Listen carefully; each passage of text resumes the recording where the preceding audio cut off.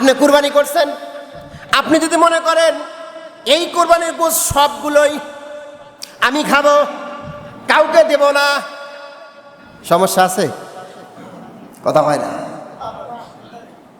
আল্লাহর কোরআন বলছে তুমি নিজে খাও, যে চায় তাকে দাও, যে চায় না তাকে দাও, যে চায় তাকে দাও, যে চায় না তাকে দাও, আত্মীয় স্বজন চায় না তাকেও দাও, ফকির মিসকিন চায় তাকেও দাও, তুমি নিজেও খাও। এই যে সমান করে আমরা 3 ভাগ করি, এটা একটা ট্রেডিশন চলে আসছে। সমস্যা নাই, খুব ভালো কথা, কারণ কুরবানি শব্দের শাব্দিক অর্থই তো আল্লাহর নৈকট্য, আল্লাহর ভালোবাসা, নিজেকে উৎসর্গ করে দেওয়া। আমার প্রিয় ভাইরা, যদি আপনার সব মাংসের দরকারি হয়, জবাই করার পরেই সব নিয়ে নেবেন, কোনো আপত্তি নাই। তবে হ্যাঁ, একটা কথা আছে, সেটা হলো 3 ভাগ করার পরে 1 ভাগ আপনি নিছেন, 1 ভাগ আত্মীয় স্বজন, দুইটাই তাকে দখল করছি। 2 ভাগ দখল করা শেষ, 1 ভাগ কাকে দিছি? ফকিরকে দিছি, মিসকিনকে দিছি, গরিবকে দিছি। আমার ভাইয়েরা, ফকির মিসকিন গরিব দুঃখীদেরকে 1টা ভাগ দেওয়ার পরে খবরদার খবরদার, বিকাল বেলা আবার প্লেট নিয়া আপনি নিজে ফকির হইয়া গরিবদের ভাগের দিকে তাকায়া থাকবেন না। কথা ক্লিয়ার না ভেজাল আছে?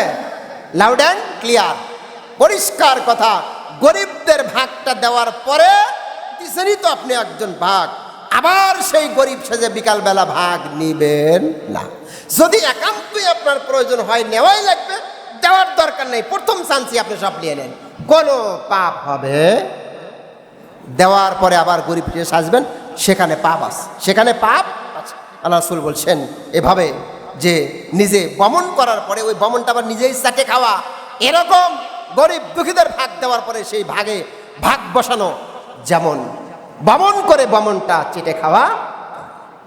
অনেক টাকা খরচ করে যে কুরবানিটা করবেন, এই কুরবানিটা কবুল হবে কিনা আল্লাহ পাক বলছেন, এই কোয়ালিটি যদি কারোর মধ্যে থাকে, তার কুরবানিটা কবুল হবে, কুরবানি কবুল হবে। ভালো করে বুঝেন, এখানে 5টি গুণ আমি পবিত্র কোরআন এবং হাদিস থেকে বলছি।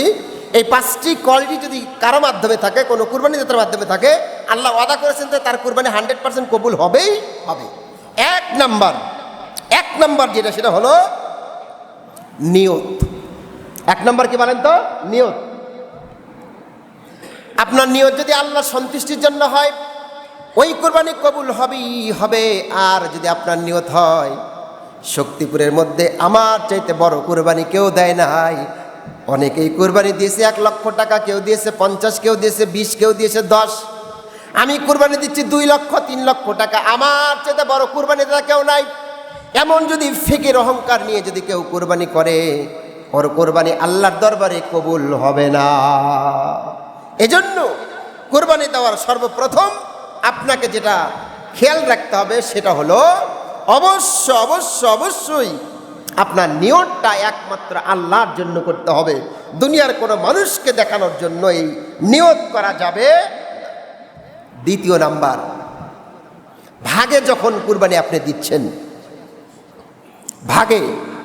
এই ভাগে কুরবানি দেওয়ার ক্ষেত্রে সাপোজ আপনি 3 ভাগে কুরবানি দিবেন, আপনিও ভালো, আরেকজনও ভালো, আপনারা 2 জন স্পষ্ট জানেন 3 নাম্বার যাকে নিয়ে আমি কুরবানি দিচ্ছি, এই লোকটা বেনামাজি, এই লোকটা বেনামাজি, এই লোকটা সুদখোর, এই লোকটা ঘুষখোর, এই লোকটা পাপী।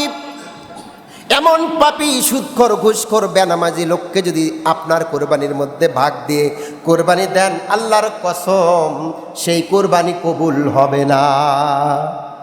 হুজুর প্রমাণ কোথায়? আল্লাহ পাক বলে, ইন্নামা ইয়াতাকাব্বালুল্লাহু মিনাল মুত্তাকিন। আল্লাহ পাক মুত্তাকিদের কুরবানি কবুল করে, আল্লাহকে যারা ভয় করে এদের কুরবানি কবুল করে। আচ্ছা বলেন তো, যেই লোকটা নামাজ পড়ে না, ওই লোকটাকে আল্লাহকে ভয় করে? কথা বলেন। যে লোকটা নামাজ পড়ে না, আল্লাহকে ভয় করে না। যে লোকটা সুদের সঙ্গে জড়িত, লোকটা আল্লাহকে ভয় করে না। আল্লাহ পাক বলে, এমন ভয় যারা আমি আল্লাহকে করে না, ওদের কুরবানি আমি আল্লাহ পাক কবুল করব। আমি আপনি সকলেই জানি, এই পৃথিবীর ইতিহাসে সর্বপ্রথম যেই কুরবানিটা হয়েছিল আদম আলাইহিস সালামের সন্তান হাবিল আর কাবিলের, ঠিক না বে ঠিক?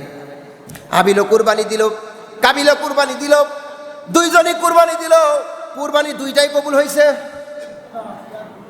একজনের হয়েছে। তার মানে বোঝা যায় শক্তিপুরের মুসলমানেরা হুঁশিয়ার, সাবধান, সবাই কুরবানি দিবে, সবার কুরবানি কবুল হবে না। তাই যদি হতো হাবিলেরও কুরবানি কবুল হতো, কাবিলেরও কুরবানি কবুল হতো। দুজনের মধ্যে একজনেরটা কবুল হয়েছে, এর মানে বোঝা যায় আল্লাহকে যারা ভয় করে এই সমস্ত ব্যক্তিদের কুরবানিটা আল্লাহ পাক কবুল করে। সুতরাং কোনো সুদখোর, ঘুষখোর আর বেনামাজির সঙ্গে কোনো কুরবানি চলবে না।